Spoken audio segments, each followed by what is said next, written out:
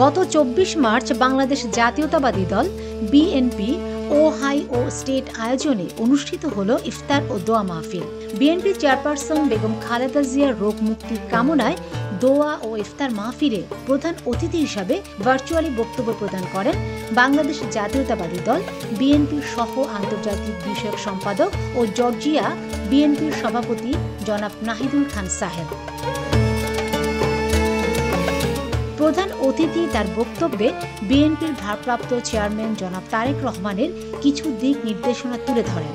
অনুষ্ঠানে বিশেষ অতিথি হিসেবে উপস্থিত ছিলেন ওহাইও স্টেট ইউনিভার্সিটির প্রফেসর ডক্টর রফিক ইসলাম। অনুষ্ঠানে সভাপতিত্ব করেন ওহাইও বিএনপির যুগ্ম আহ্বায়ক জনাব জাহাঙ্গীর আলম মিল্টন।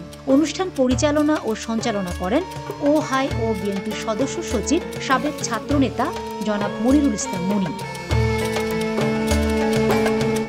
মনিরুল ইসলাম মনি তার বক্তব্যে উপস্থিত সকলকে ধন্যবাদ জানিয়ে তারেক রহমানের হাতকে শক্তিশালী করার লক্ষ্যে ৩১ দফা বাস্তবায়নে সকলের সহযোগিতা কামনা করেন।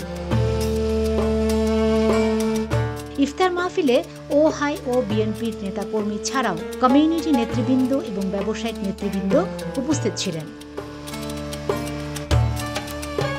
Fatema Shilu, GTV news.